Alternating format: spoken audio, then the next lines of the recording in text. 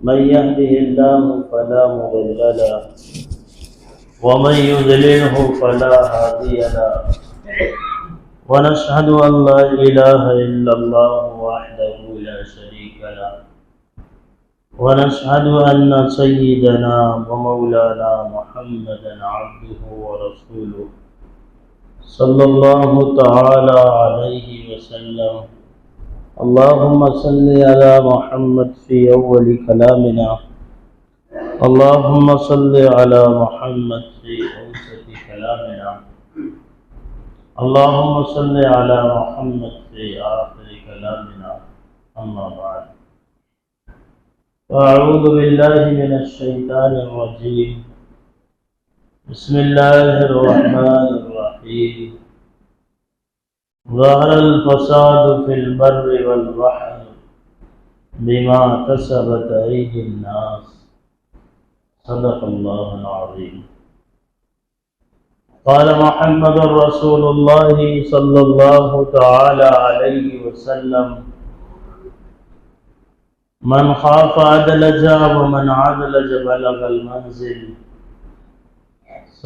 صدق رسول اللہ صلی اللہ علیہ وسلم. اس پوری کائنات کا اکیلا مالک اللہ ہے، اور اس کائنات میں اللہ جب چاہتے ہیں، جو چاہتے ہیں، جس طرح چاہتے ہیں کرتے ہیں. اس کائنات میں اللہ کی مرضی کے بغیر کچھ بھی نہیں ہو سکتا. اس کائنات میں وہ ہوتا ہے جو اللہ کی مرضی ہوتی ہے. اللہ رب العزت والجلال فرماتے ہیں: لہو ملک السماوات والارض. زمین اور آسمان کا بادشاہ اللہ ہے. اس کائنات کا چلانے والا اللہ ہے. اس کائنات کا بنانے والا. اور اس کائنات کی بنی ہوئی چیزوں میں اگر تم غور کریں گے تو اپنے بنانے والے مالک کو پہچان لیں گے. اللہ فرماتے: وَفِي الْأَرْضِ آیَاتٌ لِّلْمُوقِنِينَ. ہم نے زمین میں بڑی بڑی نشانیاں بنائی ہے کہ ان نشانیوں کو دیکھو اور اپنے بنانے والے مالک کو پہچان لو.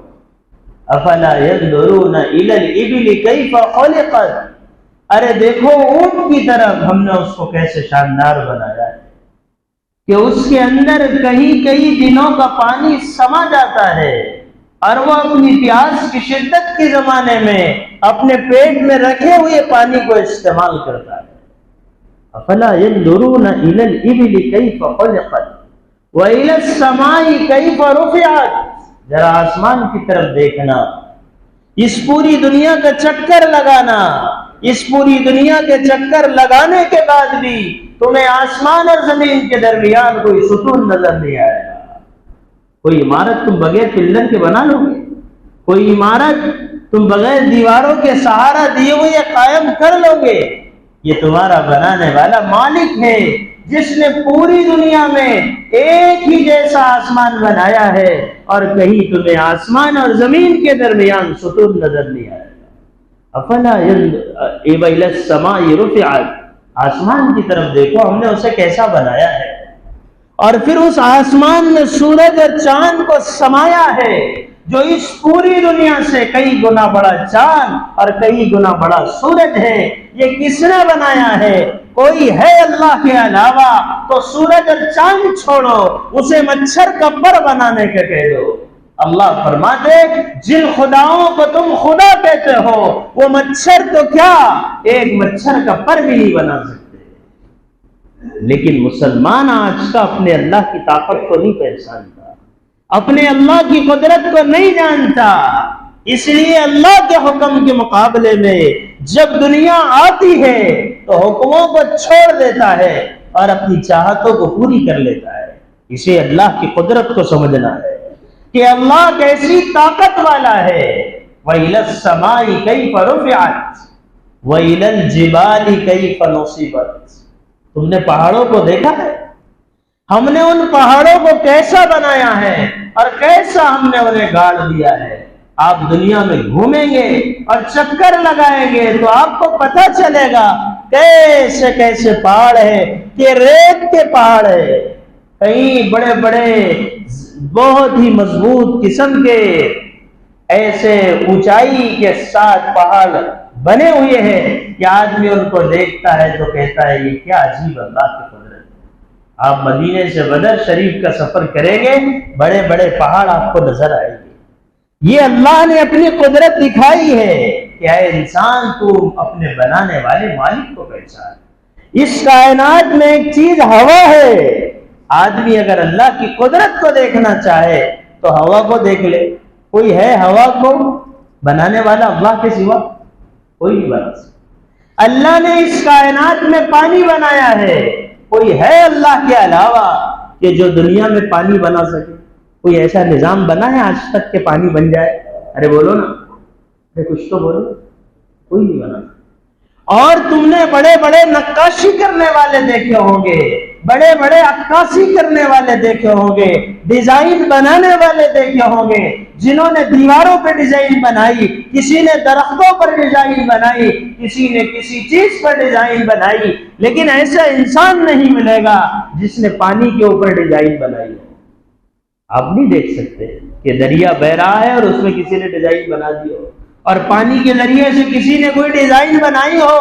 اللہ نے پانی کے ذریعے سے انسان کو بنایا ہے، اور لوگ بناتے ہیں کسی چیز کو تو روشنی میں بناتے ہیں۔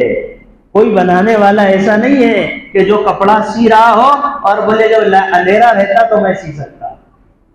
کوئی آدمی آپ کو ایسا نہیں ملے گا جو اندھیرے میں کام کرتا ہو۔ اللہ نے انسان کو بنایا ہے اور اندھیرے میں بنایا ہے، اور بنایا ایسا کہ پورے ٹاکلی میں، پورے مہاراشٹر ہندوستان میں، پوری دنیا میں آپ چکر لگا لو، جو انسان نے آنکھ مجھے دی ہے اللہ نے وہ آنکھ دنیا میں کسی کو نہیں دی ہے۔ 26 لاکھ کیمرے آنکھ میں لگائے، 26 لاکھ کیمرے آنکھوں میں لگائے ہیں۔ اسی لیے ہر انسان آدمی کو مختلف نظر آتا ہے، ہر انسان کو آدمی سمجھتا، کلروں کو تو آدمی پہچانتا۔ اگر انسان کا ایک کیمرہ فیل ہو جائے تو ہر چیز اس کو کالی ہی نظر آئے، اگر ایک کیمرہ فیل ہو جائے تو ہر چیز اسے لال ہی نظر آئے۔ لیکن اللہ نے انسان کی آنکھوں میں ایسے کیمرے لگائے ہیں کہ وہ ہر چیز کو برابر دیکھ رہا ہے۔ اور آنکھ ایسی ہے کہ جو آنکھ میری ہے وہ آنکھ آپ کے پاس نہیں، دکھنے میں سب برابر ہے، سائز میں کچھ فرق ہے، لیکن ہر انسان کی آنکھوں کا اسکیل لیا جاتا ہے۔ یہ اسکیل لینا اس بات کی علامت ہے کہ سب کی آنکھ الگ الگ ہے۔ اگر سب کی آنکھ ایک جیسی ہوتی تو آدھار میں آنکھوں کے اسکیل کا کوئی فائدہ نہیں ہوتا۔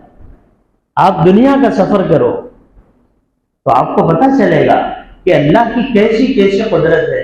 ہم مدرسے میں جاتے تو اپنا فنگر لگاتے وہاں پر مشین پر، جب میں اپنا فنگر لگاتا ہوں تو میرا نام آ جاتا وہاں پر۔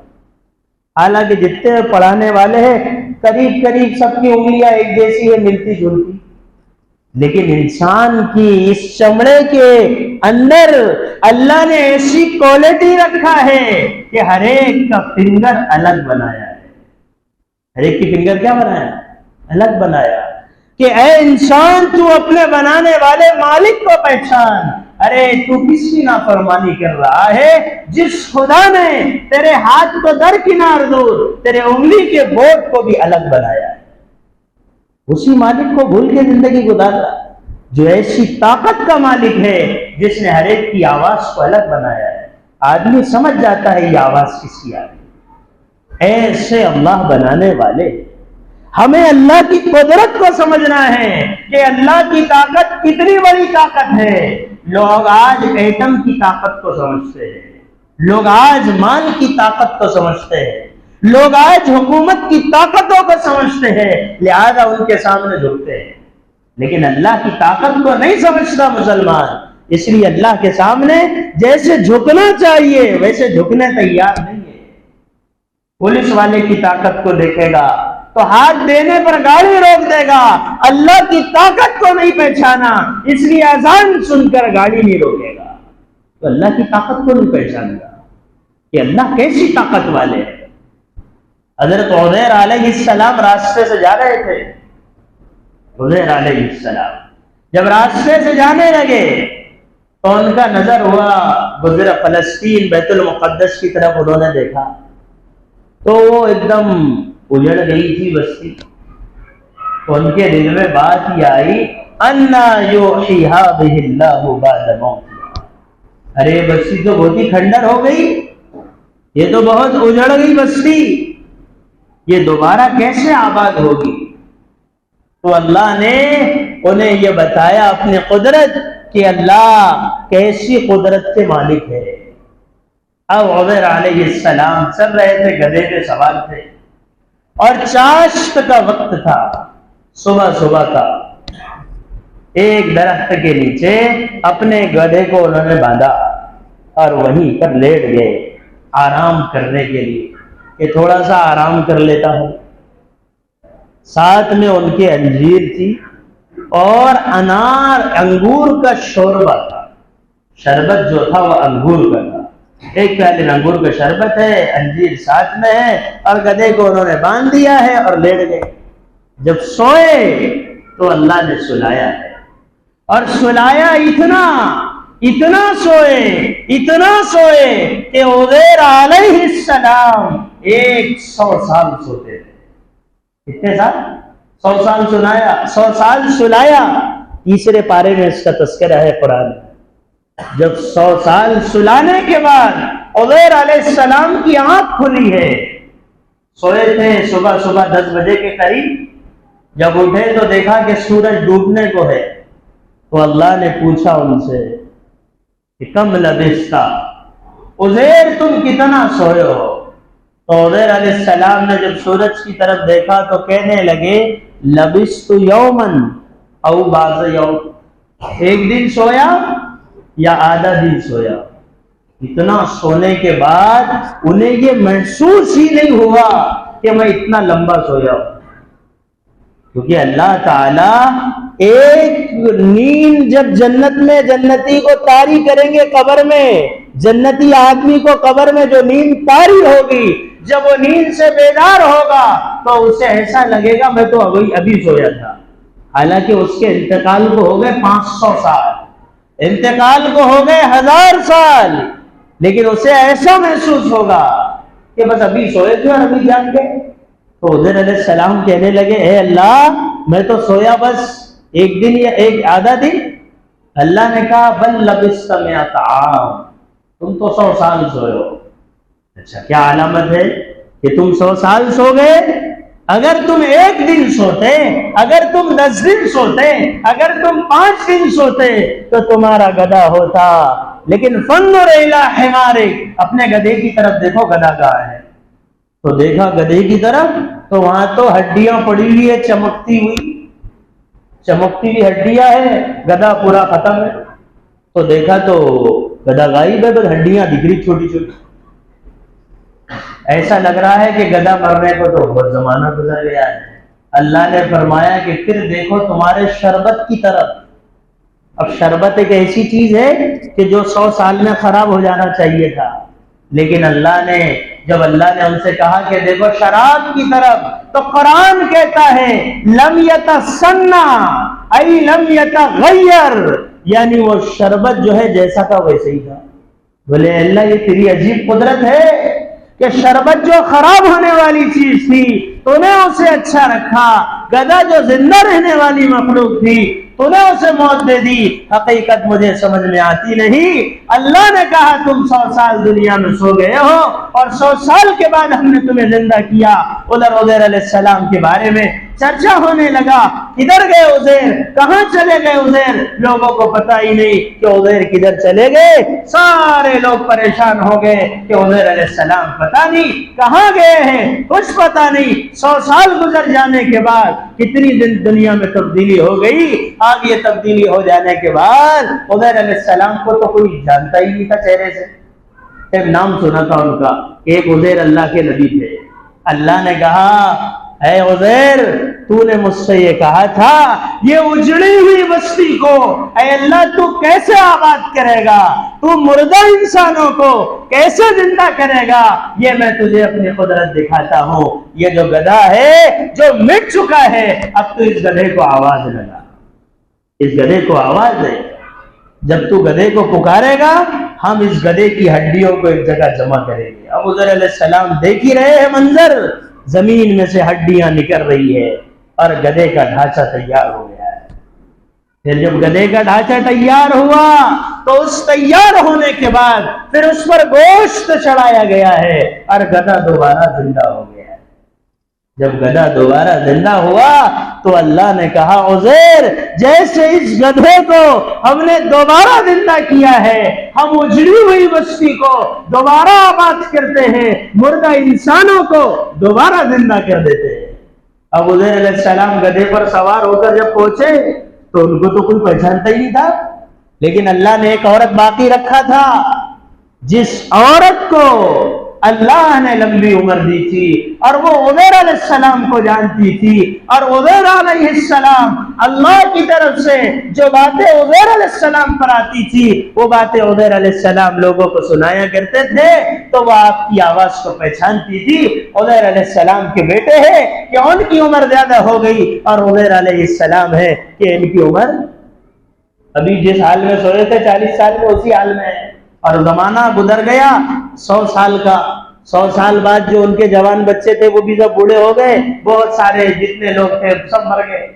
وہ بوڑھی عورت کے سامنے عزیر علیہ السلام کو لایا گیا تو عزیر علیہ السلام نے اس کو اللہ کی باتیں جو وہ قوم کو سنایا کرتے تھے جب سنانا شروع کیا تو وہ عورت کہنے لگی یہ تو عزیر کی آواز معلوم ہوتی ہے، اس لیے کہ وہ آنکھوں سے نابینا ہو گئی تھی، انتہائی کمزور ہو گئی تھی، اور وہ یہ کہنے لگی یہ آواز عزیر علیہ السلام کی ہے۔ اور عزیر علیہ السلام نے قوم سے کہا اللہ نے مجھے 100 سال تم سے دور رکھا تھا، اور 100 سال کے بعد اللہ نے مجھے دوبارہ زندہ کیا۔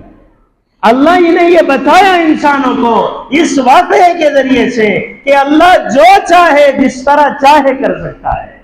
تم یہ مت سمجھنا کہ وقتی طور پر کسی حکومت کے پاس، کسی ملک کے پاس اگر ایٹم بم زیادہ ہو، طاقت اس کی زیادہ ہو اور مسلمان اس کے مقابلے میں مر رہے ہو تو اللہ کمزور ہو گیا ہے، اللہ بے بس ہو گیا ہے۔ نعوذ باللہ، بات ایسی نہیں ہے۔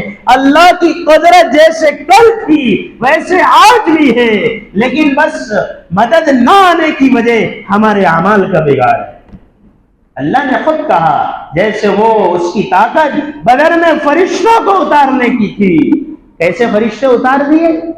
گھوڑوں پہ سوار تھے، چت کبرے گھوڑوں پر سوار فرشتے، اور ان کے سروں پر امامے بنے ہوئے تھے سفید کلر کے اور زرد رنگ کے، اور ان کے اماموں کے شملے ان کے کندھوں پہ لٹک رہے تھے، اور حالت یہ تھی کہ اللہ کے بندے صحابہ تلوار پہنچاتے تھے، ان کی تلوار پہنچنے سے پہلے دشمن کی گردن زمین پہ گر جاتی تھی۔